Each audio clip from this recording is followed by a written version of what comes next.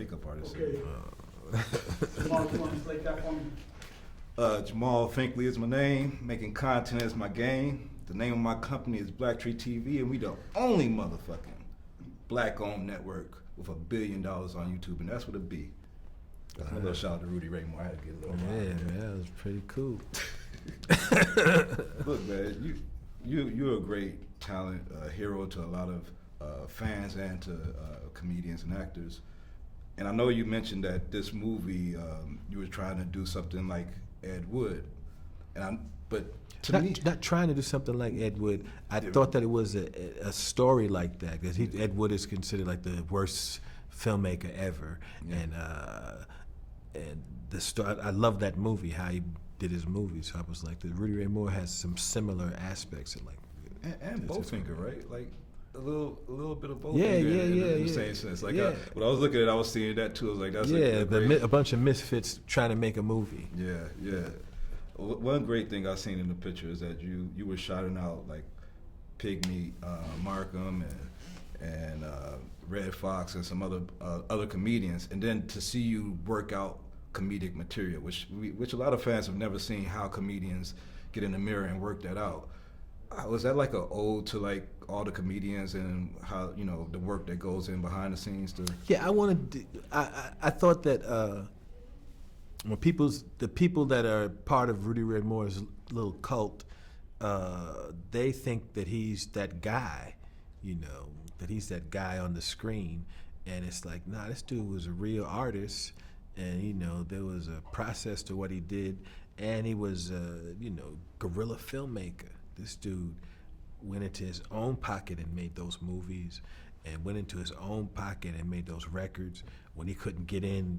Like, he was so far on the bottom in the 70s when they had that little period called the Blaxploitation era, when they was making all these they was making shit like Blackenstein and Blackula. He couldn't get in there. He had to go on the bottom there. Yeah. And they had the Triple X records with, like, Red Fox used to do these Triple X records, and you know, your parents would listen to him late at night after everybody. He couldn't even, when he would go to those record companies, they wouldn't even put Rudy on. So he was all the way on the bottom, and he believed in himself. And he wasn't Richard Pryor, and he wasn't Red Fox, he wasn't as brilliant as those guys, but he believed in his shit.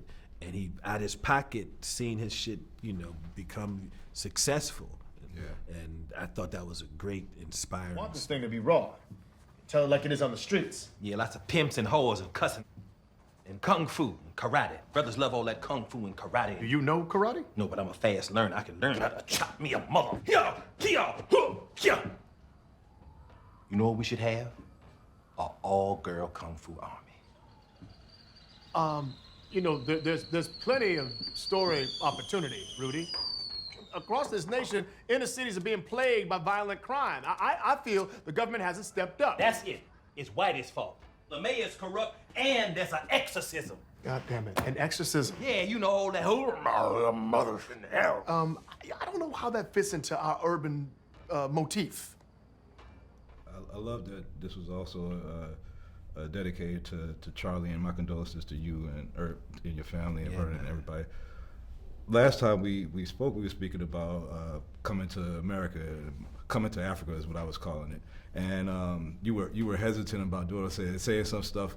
What was the transition to make you go ahead and sign on for the sequel? Well, Coming to America, like any movie, of all the movies that I've done in the last almost 40 years, that movie stuck in the culture like none of my other pictures. Like, you have some people on Halloween dress up like the characters, and it's little lines from the movie, sexual chocolate and all that kind of stuff that just worked into it's just part of the fabric. It's like this black fairy tale, you know.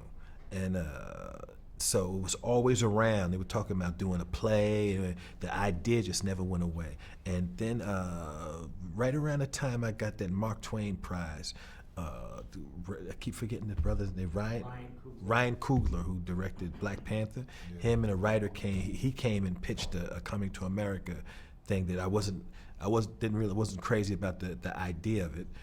And then he went and did Black Panther.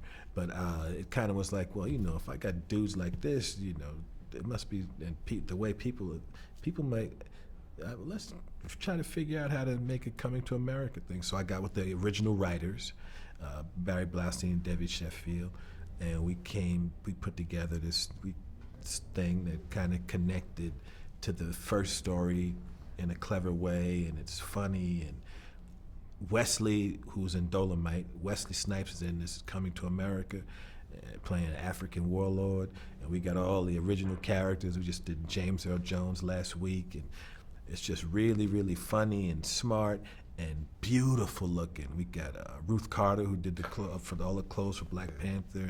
She did the clothes for Dolemite. She got me looking like, I'm looking like the pimp king of Africa. My shit is like, the movie looks incredible. And we used the same director, Craig Brewer, who directed Dolemite, and it couldn't be going better. Well, congratulations on that. Will you host the Oscars if they ask you? Host? Yeah. Maybe one day, you know. Thank you, bro. Yeah, yeah, man. Perfect.